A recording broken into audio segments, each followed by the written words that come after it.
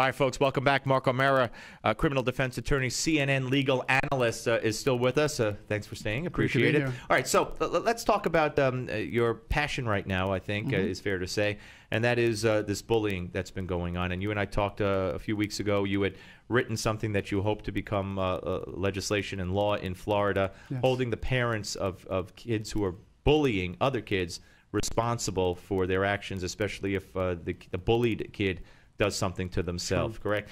Let's talk about this case down in Florida that was just updated yesterday. Charges dropped against two teenage girls accused of stalking their Florida classmate, who later committed suicide after complaining of being bullied.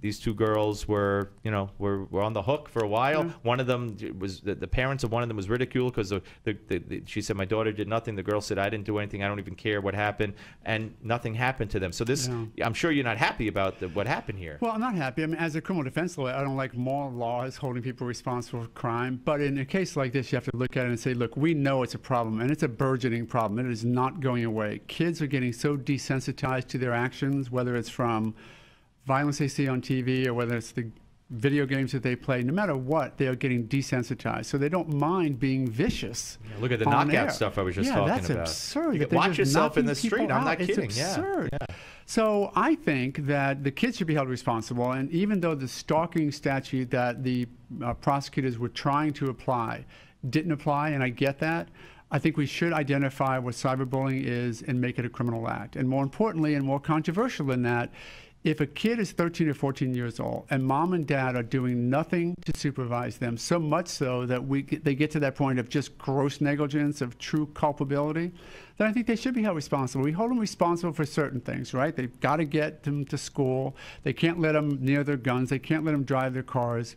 Now the internet, which is a wonderful tool, can also be a vicious, vicious weapon. And this is the test case for how a weapon can cause a child to kill herself. All right, but let me play devil's advocate, and I did a little bit last time we chatted as well.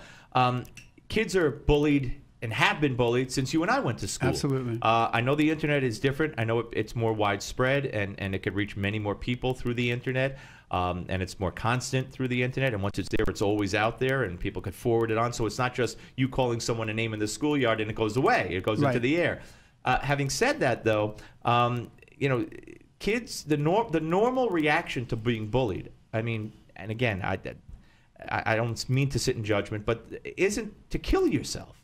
So if your kid is going to kill themselves, and not, some do, and I once wrote a story on how the media focuses on just one aspect of bullying more so than others, and I listed a whole bunch of kids who would kill themselves for, they had red hair. Two girls that made a pact and they were picked on for red hair. They took carbon monoxide or hanged themselves, I think. Terrible stuff. But that's not a normal reaction. Shouldn't parents know that, hey, something's not right with my kid, that if they're picked on or called names or humiliated, they're going to kill themselves? So where does the parents of the victim, where does their responsibility also enter into it? Why just the parent of the perpetrator and the perpetrator themselves? I mean, am I making sense? They're all great points, and they're all good questions, and they're all good concerns. This is a very complex issue. It's not going to be resolved with one bill that says mom and dad are now responsible. But we have to realize that the bullying in the schoolyard that I grew up with is a lot different, and it's not quite as vicious, in my opinion, because, like you said, it is much more widespread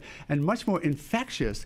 The bully in the schoolyard didn't follow me home and sit at my dining room table. It didn't follow me at home at night, and when I'm going to bed at night, get me online or text me online. So it is much more invasive.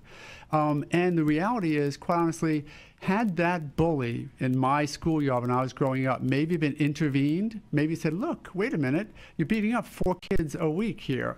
Maybe that kid wouldn't have turned out to be the murderer, right, that we're dealing with today. I'm not saying all bullies become murderers, but we have to be realistic about this. That child, Guadalupe, the 14-year-old who was eat, bleach, and die, I don't care, and now that she's killed herself, I don't give a blank. And she was just let off the hook. You tell me that child doesn't have some issues that should be outlined, addressed, and intervened at this point? Because I'm telling you, we will deal with her in the criminal justice system. This isn't some passing fad that's going to go away. Was that the one with the mother who we saw on tape beating someone up? Yes, and who said, by the way, oh yeah, I watch her Facebook all the time, and I watch her. Maybe you should have watched the YouTube because you were on it. So that type of true gross negligence where you are so unaware of what your children are doing, if you're unaware of their internet presence, that you don't care or don't see that they're doing that to children, what else are you not watching? Are you not watching the drugs they're using? You're not watching the pornography? You're not watching the adult TV? But Mark, not to interrupt, but I think you conceded the last time that there should be a record of a warning at least. It's not just that you don't know what your kid's doing on the internet, but if they're warned and ignore it, it's a different story. And here's the best way to look at it. When I'm not just saying one tweet gets mom in jail. That's absurd.